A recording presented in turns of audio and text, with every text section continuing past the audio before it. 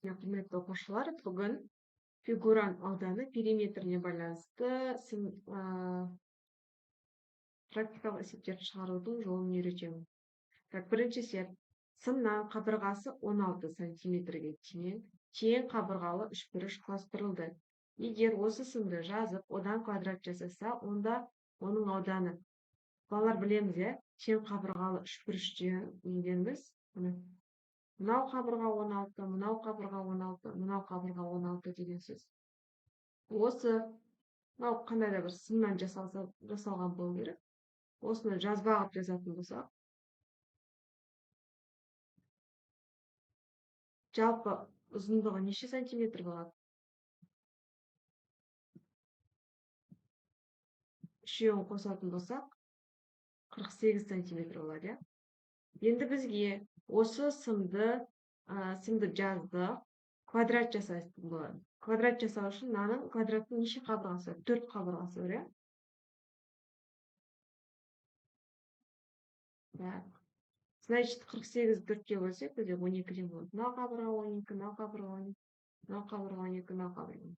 Аудан табу үшін 12-дің квадраты тең болады 144-ке. Түсінсеңіз, бірінші сетке плюс қоямыз. Екінші сетке көштік. Суретте ABCD және EFCN шаршылары берілген. Так. Осы шаршының ABCD шаршының ауданын табыңыз. Так, суретте байқасақ міне балалар. 2 не берілген, квадрат берілген. NEFC және де 9 сантиметр квадрат болады, және 25 сантиметр квадрат болады, 2 шаршы берілген. Мынаны сразу аудан табаламыз. Мынау бізде қанша болады? 5 болады. Мына 9 сантиметрдікі, мынау 3 болады қабырғасы. Значит, мына жерде 3. Жалпы қабырға неше болады? 8-ге тең болады. Так, сыртындағы үлкен квадраттың ауданын табу үшін S тең болады. 8-дің квадраты 64. Бұған да плюс қояйық, дальше кеттік.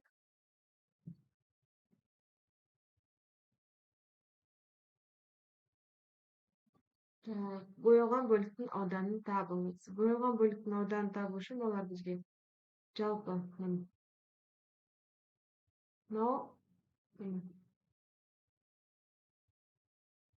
бізге бірнеше қадам жасау керек болады. Мынау үшбұрыш, сосын мынау тікбұрышты үшбұрыш, және жалпы фигураның ауданы.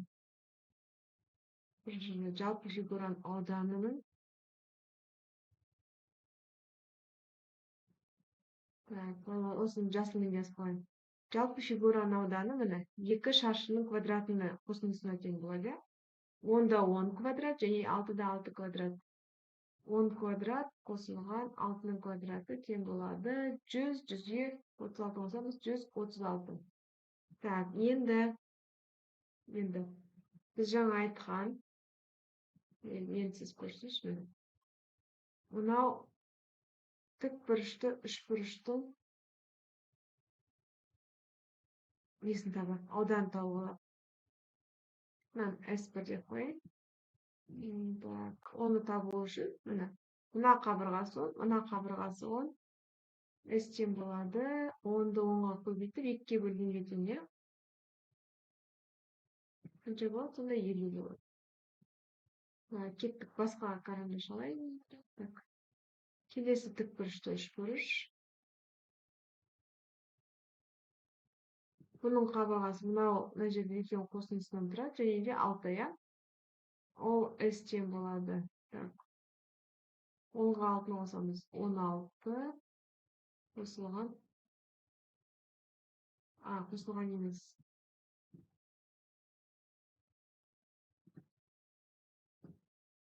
16 көбейтілген 6 бөлінген 2 болады.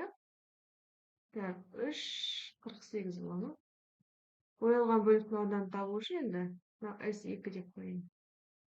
S1 мен S2-ны қосып, жалпы ауданнан алып тастаңыздар. Жалпы аудан бізде 136. Так, значит, боялған бөліктің ауданын табу үшін 136 минус 50 қосылған 48 тең болады. Так, мына екеуін қосамыз 98. 136-дан азайтатын болсақ 38 шығамы? Жақсы, кеттік. Келесі, шаршының ауданы 64 болатын болса, так, бір минуттан плюс қосайық. Так. Шаршының ауданы 64 болса, боялған бөліктің ауданын табыңыз. Так, мынау жалпы шаршының ауданы 64. Так, бізге, так, неше бөлікке бөлінген мынау квадрат? 1, 2, 3, 4, 5, 6, 7, 8. Соның тек бір ғана бөлігі боялған, значит, 64-ті бөлеміз 8-ге тең 8. Боялған бөліктің ауданы 8-ге тең екен олар, иә? Жақсы, ары қарай кетті.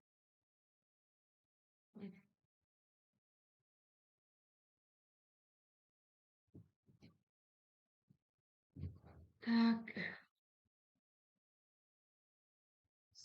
Так, сыртқы шаршының қабырғасы 14 сантиметр боялса, боялған шаршының ауданы тап.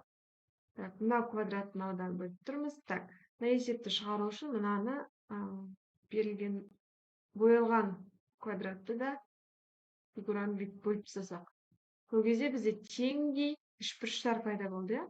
Қанша бөлікке бөлінген сонда? 1, 2, 3, 4, 5, 6, 7, 8. Міне 8 үшбұрышқа бөлінген біздің шаршымыз. Бізге боялған бөлік 4-еу, иә? Міне 1, 2, 3, 4. Значит, бізге осының боялмаған бөлік тек 4-еу. Сыртқы шаршының қабырғасы осындай болса, значит, мынаны былай істеуге болады. 14-ті бөлеміз 8-ге есептеп алып, одан кейін барып, мынадан шыққан нәрсені 4-ке көбейтсек те болады, болмаса 14-ті 2-ге бөлесек болады. Өйткені жартысы боялған, жартысы боялмаған болып тұр ғой. Менің оңай жолым 14-ті бөлеміз 2-ге. Сонда боялған бөліктің ауданы 7 сантиметрге тең болады екен. Так, боялған бөліктің ауданы 12-ге тең болса, боялмаған бөліктің ауданы. Мынау да осыған ұқсас деп, мына жерге ұқсас үшбұрыш шығару үшін мынаны да ортасын бөліп жіберейік сонда. Так, боялған бөліктен қанша? 1, 2, 3, 4. Дәл осындай 5, 6, 7, 8. Мынаның тең қабырғалы үшбұрыштар пайда болды. Тең қабырғалы үшбұрыштан тең қабырғалы үшбұрыш ол бізде нешеу штук? Боялғаны. Боялмағаны бізде 4-еу. Және де тура сондай тең қабырғалы боялған үшбұрыш ол да 4-еу. Значит, если екеуі бір-біріне тең, значит, боялған бөлік 12 болса, боялмаған да 12-ге тең болады екен. Сұрақтарыңыз болса, жаза беріңіздер, иә? WhatsApp-тан жауап беремін. Келесі.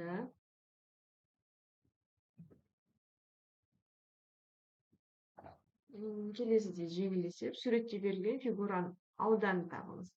Аудан табу үшін балалар бізге қараймыз.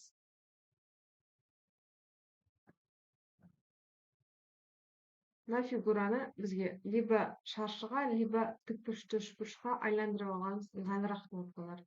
Так, мен аны сызатын болсам, линейканы іздеңіз, чтобы сіздерге әдемі көрінсін. Міне, теңдей екі үшбұрышқа бөліп тұрмын. Тікбұрышты үшбұрыш. Кешіріңіздер. Тік төртбұрышқа бөліп тұрмын, иә, мына. Бірінші тік төртбұрыш, екінші тік төртбұрыш. Екеуінің ауданын табу үшін S1-ді табатын болсам, екеуін бір-біріне көбейте саламын, иә? 5-ті көбейтемін 3-ге тең 15. Так, екінші тік төртбұрышты табу үшін дәл солай жасаймын. 7-ні көбейтемін 5-ге тең болады 35. Екеуін қосатын болсақ, жалпы фигураны адам таптық тұрған бізге. 0,50 болып тұр. Жалпы фигураның ауданы 50-ге тең болар екен. Так, ары қарай кеттік балалар.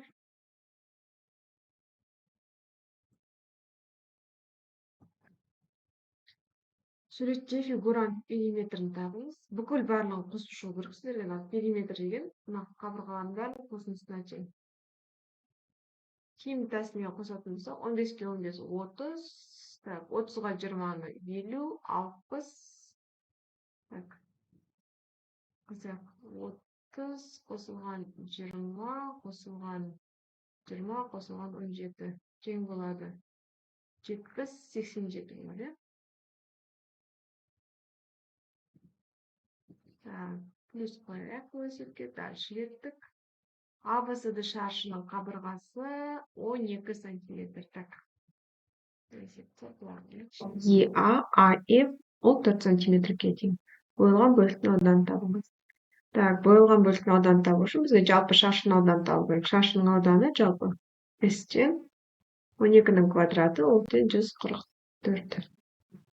Бізге белгілі, мынау қабырға 12 сантиметр.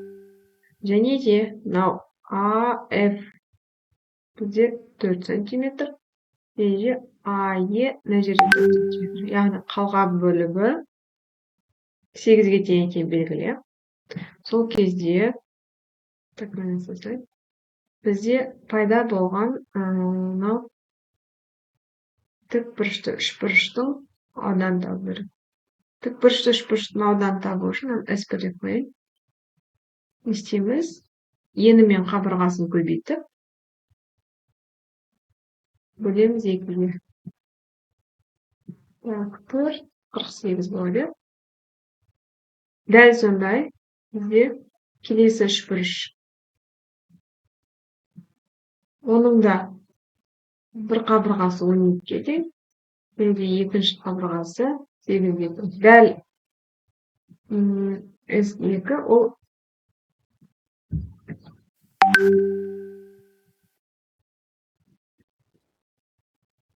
бізде S1 мен S2-іміз тең, яғни ол 48 болады. Мынаның бірінші үшбұрыштың ауданы 48, екінші үшбұрыштың ауданы 48.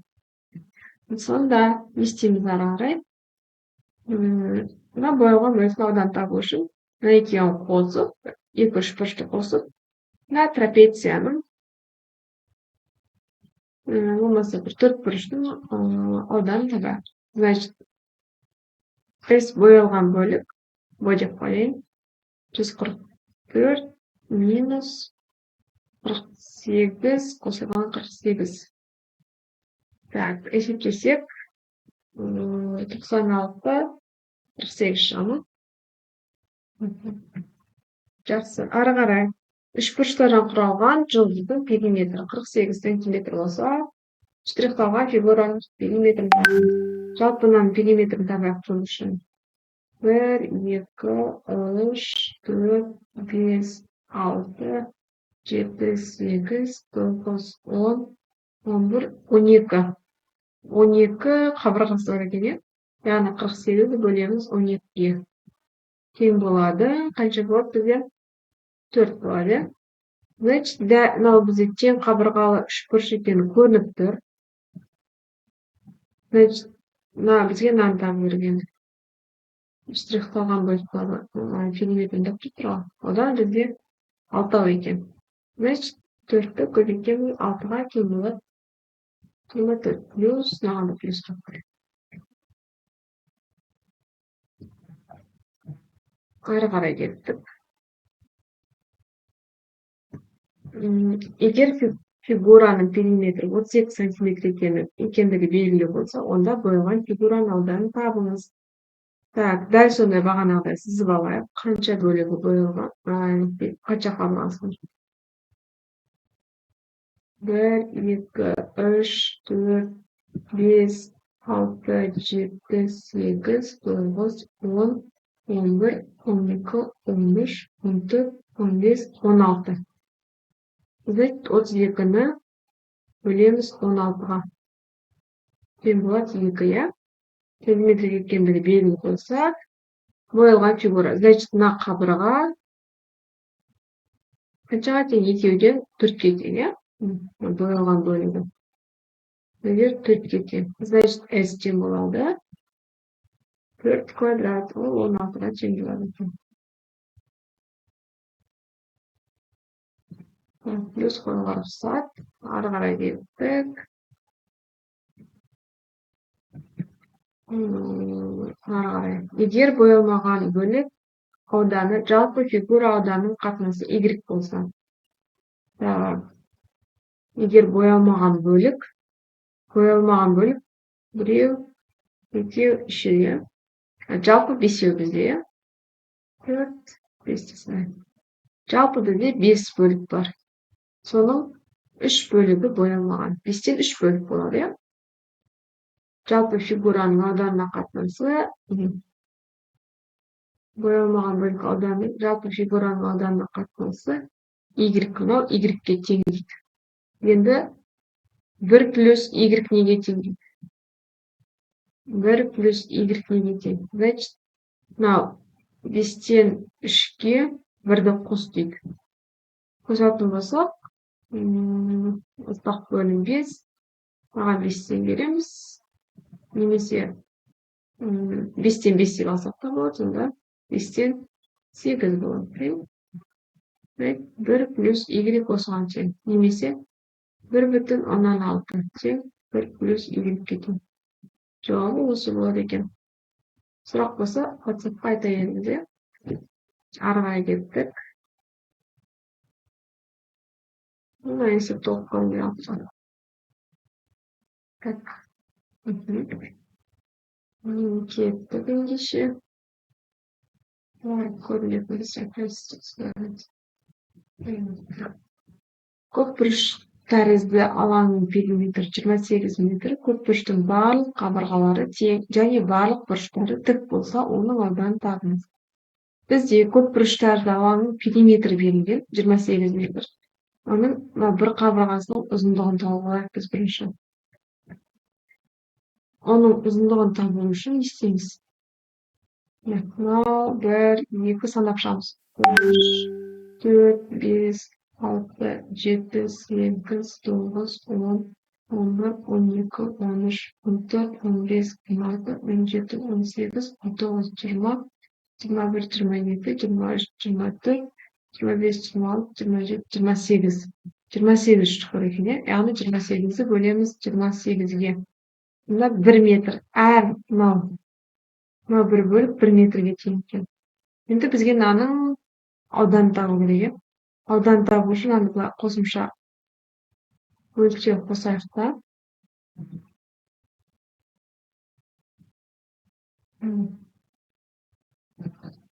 Бөлікше қосайық.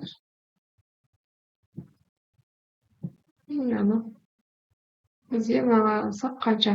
Тең қанша шаршы шығады, соны санап шығамыз сосын кетіп. 1, 2, 3, 4, 5, 6, 7, 8, 9, 10, 11, 12, 13, 14, 15, 16, 17, 18, 19, 20, 21, 22, 23, 24, 25. Яғни біз тауып алдық бірінші. Мынандай бір. Осының бір қабырғасының мына жағы 1 метр, мына жағы 1 метр. Значит, ауданы оның 1 метр квадрат болады, иә? Енді осындай мынандай шаршыдан 25 штук бар. Значит, жалпы фигураның ауданы 25 метр квадрат бірге көйткенде. Түсінікті ойлаймын. Ары қарай кеттік. Суреттегі үшбұрыштың ауданы квадратты, суреттегі үшбұрыштың ауданы квадратты ауданның неше проценті алатын табыңыз. Квадраттың не жерде? Үшбұрыштың ауданы квадраттың ауданның неше процентін алатынын анықтаңыз. Бізде мына бекер бөліп беріп тұрған жоқ клеткаларға.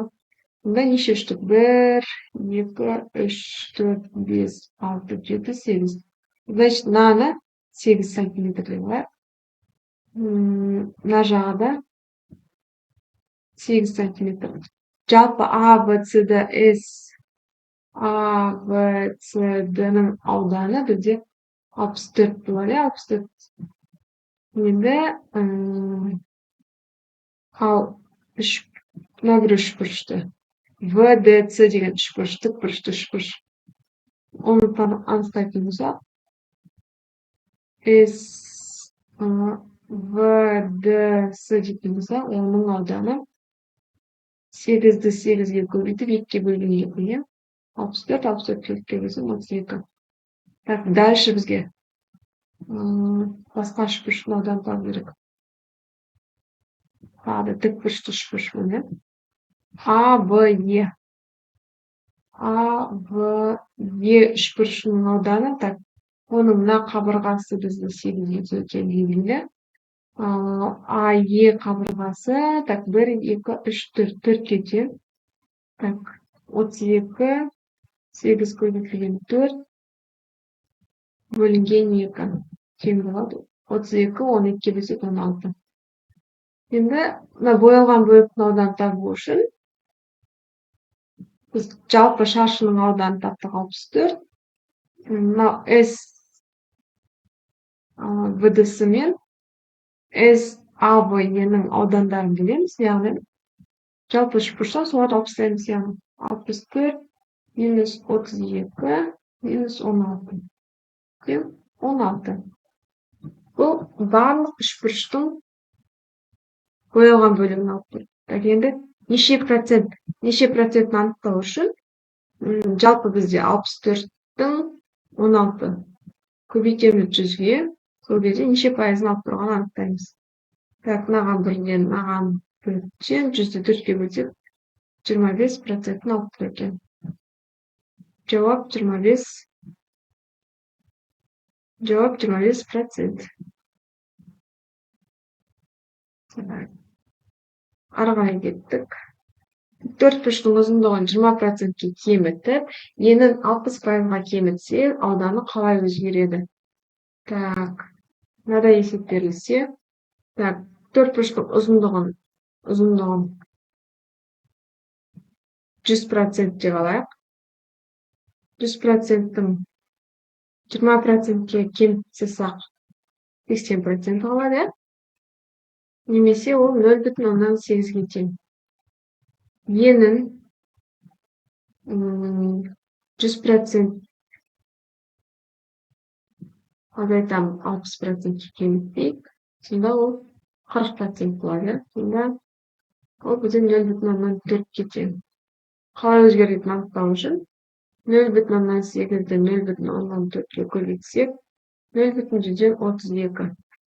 Оны қайтадан 100-ге көбейтсек, 32%. Яғни 32%-ке өзгереді. Бастапқы 100%-тен азайтып тастаймыз. Так, 68-ге өзгереді екен.